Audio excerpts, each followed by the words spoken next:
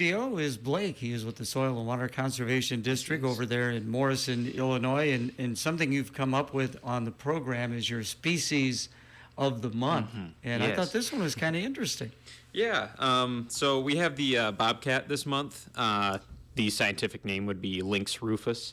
But yeah, they're around here, but they're just kind of hard to find because they tend to stay more around like wooded areas, and Iowa and Illinois, mostly made of like farm fields out in the middle. Like they're just going to be out in the middle of nowhere, so you're not going to really find them out in the middle of the farm field. So they're also cats, so they're basically going to be hiding in these small crevices and areas. So they're going to be really elusive and hard to find. How big are they? Usually, they're usually between 9 and 33 pounds. They usually have a lifespan of about 15 years, and then they're also mainly active during dusk and dawn. That also kind of contributes to it. So, you're not going to find them really middle of the day. If so, they're going to be sleeping somewhere probably, or, Would they be considered a predator? Yes. Since they're kind of more, their diet consists of like small rodents, stuff like that, like bunnies and birds, snakes, and even like it's kind of interesting to me that they go after like small deer, considering how like, they're big, but they're not huge. So like they're going after bigger animals, and then they also can get going after domestic animals too. So be careful of your dogs and cats out there. Especially if you got a smaller dog or cat. Yeah. I found that all bobcats are lynx, but not all lynx are bobcats. Yeah. No, some people get those confused because, you think of a lynx as a cat. There's multiple types of lynx essentially. So, it was funny because the one time at a fair I was at, there was a kid, because I had a bunch of furs laid out, and one of them was a bobcat, and he's just like, "That's a lynx." I'm like, "I'll give it to you, okay?" And then he looks like he was like confused, like that he got it wrong or something. I'm like, "No, you're right. It's just a bobcat is a type of lynx, but there's just multiple types of lynx. So like you're in the ballpark." Okay. But yeah. Maple trees?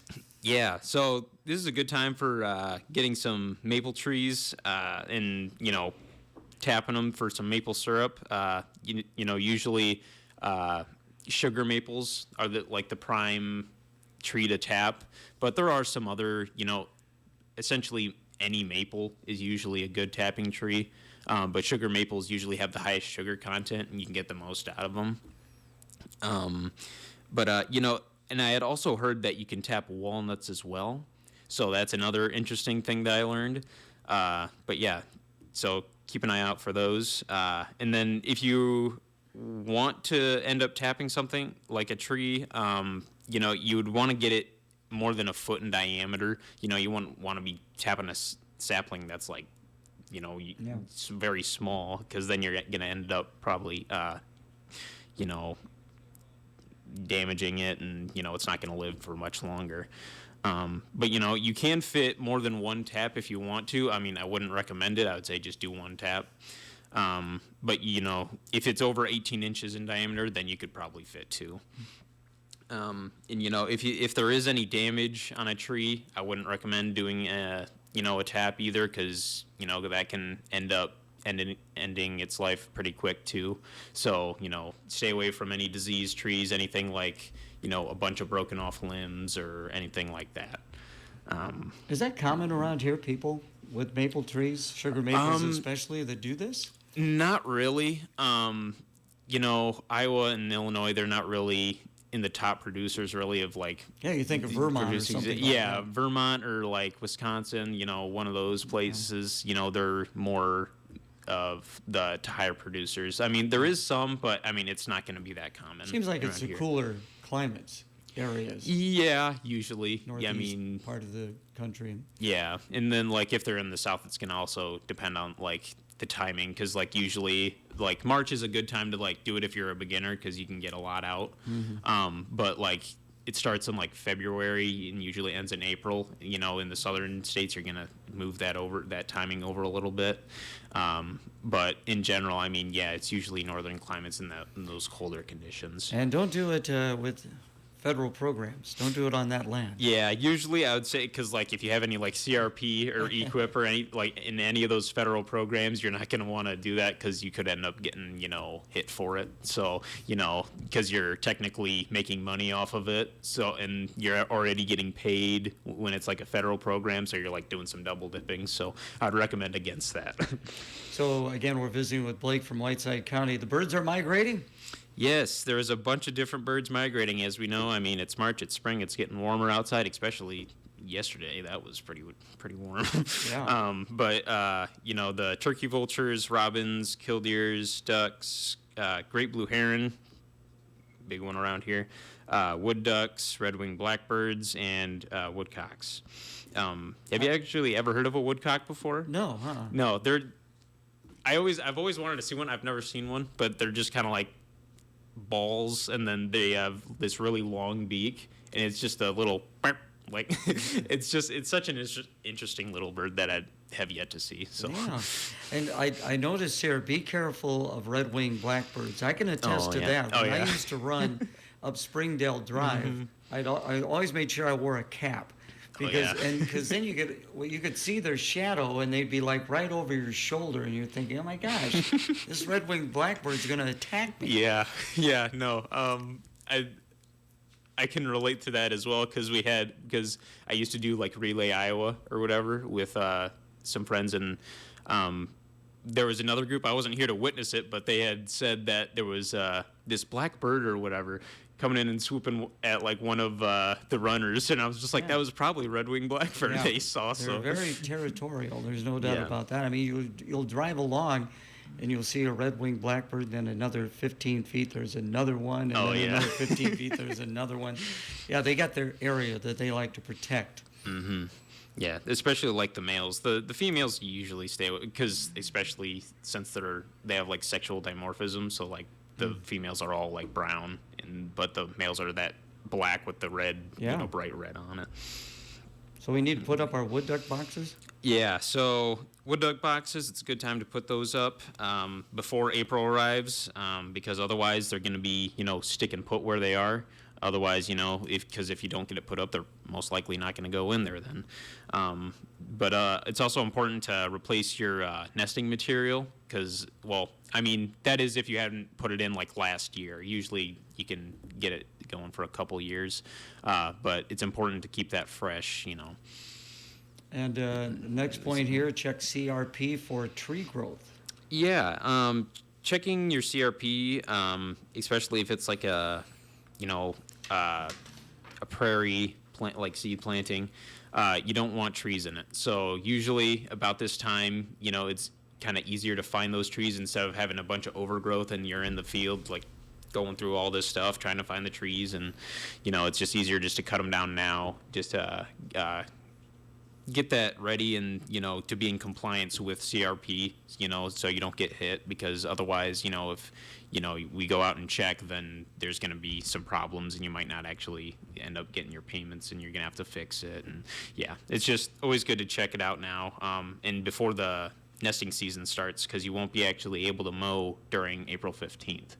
Okay. So that's from April 15th to August 1st. Yeah. Yep. Flooding. I don't know if we're going to have a flood this year. Yeah, no, it's been pretty mellow, especially with all the snow, like up north and, here it's been pretty mellow. But the thing I'm hoping for is there's not a lot of rain. Well, we're hoping for some rain, but not a whole lot.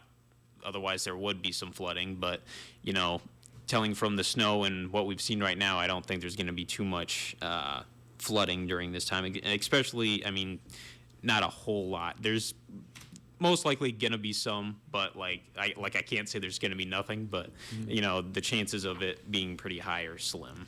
So this next talking point, something stinks in the woods. Yeah, this is actually something I recently learned about. Skunk cabbage. It's a perennial wildflower, and it smells basically like rotten meat.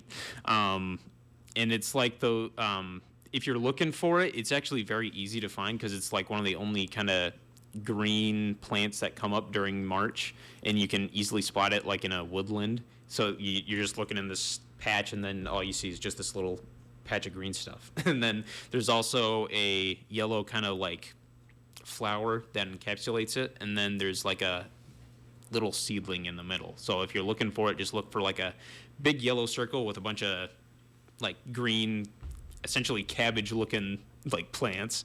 But yeah, looking for those, and then the way they essentially reproduce is basically getting beetles and attracting them with that scent, that bad scent, and then getting them to essentially spread their pollen. But yeah, something else that's interesting is that they produce their own heat. So if the snow is still on the ground, they can kind of melt it around them, and then they can grow through. So it's pretty interesting that they have the ability to do that. I have never ran across this. Have you? Yeah. I'm pretty sure I have, but it's not going to be out in like a fielded area. It's going to be mostly near like a river. They like really wet areas, so Okay. like maybe along a riverside in a dense forested area. So I mean, it's going to be, I don't know, like it is kind of easy to find, but also not, because like I don't once think it you'd gets want to into find it. Yeah, no, I mean, and It I don't smells think as bad it's as you say. Yeah, no, and mostly I'd say during this time it's not going to be as bad because it's usually just the leaves. You haven't really gotten to the bulb point yet, but like later on in the months, then it's going to get worse. But like you can mostly smell it just from like breaking the leaves. So like that's the bad part. But Stay away from it. yeah. So we got some sounds of spring. So the spring, coming up. The official date marking spring would be March 20th, and as we mentioned before, all the birds are coming back and getting all those birds. And speaking of, I heard like I believe it was a house finch or whatever not that long ago, just like waking up in the morning, I'm like, oh, I know it's spring. I know Yeah. it's coming at least. Yeah. So, but yeah, there's also lots of frogs in the night and in the morning starting to croak. I know there's chorus frogs that have a high-pitched noise, and it's kind of like a, what is it, like a comb, just kind of that noise. Yeah, okay. But there's also something called spring peepers that just let out a little peep, just beep, beep, beep, like that. Yeah, so a lot of those, and I mean, I imagine if you were like by the river, you would hear it and you'd be like, "Oh yeah, obviously." Like, but there's also crawfish frogs that let out some lower pitched croaks. But it's also interesting because those let out air through the sides. It's not a usual like out the throat. It's kind of just out to the side on their like. Interesting. There. Yeah. So, yeah, you can yeah. hear them, and it's sometimes like even in a ditch, if there's like water in a ditch, you can drive by, you can hear them. Yeah. So your final point here: make learning fun. Yeah, so this is just a little thing I thought I'd add in. So Metazoa and Metaflora, those it's a little thing you can get on the internet. It's just you type it into Google, but it's a little fun game that you can do, and it's like you guess a species or whatever, and then it'll kind of narrow it down. You're essentially just trying to guess the one that it has like guessed for you. So like you're just trying to pinpoint what it is. So like if you have like cat as a like that it chose for you, then you're guessing from the animal kingdom all the way down to cat. So like if you guessed dog, then it would be like carnivora, or like it's a carnivore essentially. So you keep trying to pin it down more and more, and it gets you to learn a lot more and like learn what's more related to other things, and just taking guesses and seeing how well you can do. I'd be guessing. There would be no doubt about that. Oh, yeah. So we'll be talking with you again on Tuesday, April 14th. That's 14th. quite a ways away yet, but that'll be the second Tuesday of the month. Blake, we'll see you Yes, it then. will. Thanks so much. Yeah, thank you. You're listening to AM 1340 KROS, Clinton, Iowa. FM 105.9. and KROSradio.com.